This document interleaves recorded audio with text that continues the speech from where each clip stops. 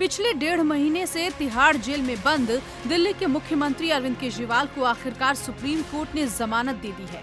अरविंद केजरीवाल को 1 जून तक के लिए अंतरिम जमानत मिली है।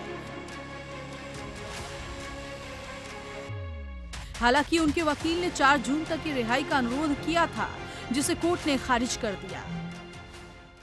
In court to assemble for this matter and it pronounced a very short oral order. We have not yet seen the written order, which will be uploaded in the course of the day as we understand. And in that oral order, the court indicated that they are granting interim release/bail to Mr. Arvind Kejriwal. PMLA जैसे मामले में जिसमें केंद्र की पूरी सरकार, उनकी पूरी आर्टिलरी, पूरी मशीनरी एक मुख्यमंत्री को जेल में रखना चाह रही थी, और ऐसे मामलों में जहां पे महीनों महीनों बिना सबूतों के लोगों को जेल में रखा गया, उनकी इंटरिम बेल 40 दिन में होना, मुझे लगता है कि कोई चमत्कार से बड़ा ही कुछ है।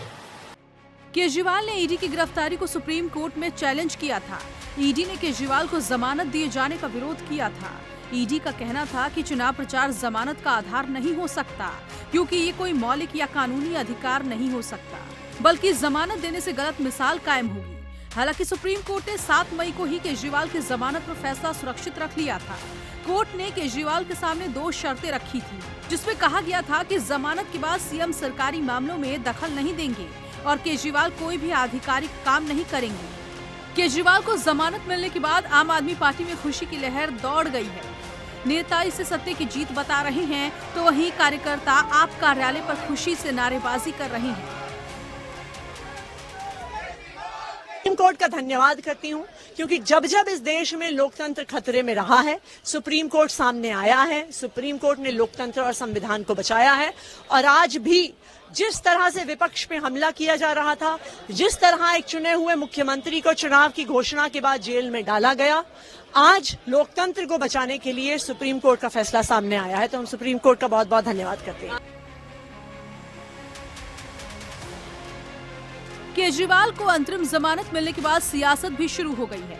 एक तरफ विपक्षी नेता सुप्रीम कोर्ट के फैसले का स्वागत कर रहे हैं, तो वहीं बीजेपी का कहना है कि भले ही केजरीवाल को अंतरिम जमानत मिल गई हो, लेकिन उसके बाद तो उन्हें जेल ही जाना होगा। We welcome the intervention by the Honorable Supreme Court in granting the bail to Mr. Arvind Kejriwal. We also hope that the Prime Minister gets enough time after 4th of June when he becomes the former Prime Minister of India. तो कई बार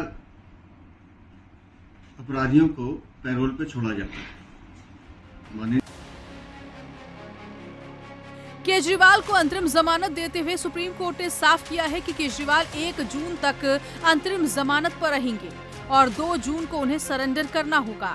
अब ऐसे में अनुमान लगाया जा रहा है कि केजरीवाल जेल से बाहर आने के बाद क्या करेंगे।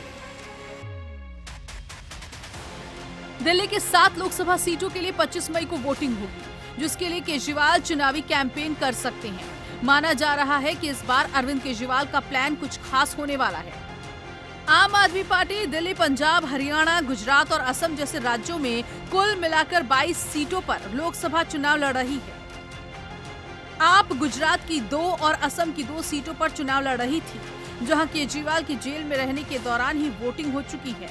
लेकिन अब आपका ध्यान बाकी की 18 सीटों पर है। ये 18 सीटें उन राज्यों में हैं जहां आप काफी ज्यादा मजबूत है। इसमें दिल्ली की 4 सीटें और पंजाब की 13 सीटें शामिल हैं।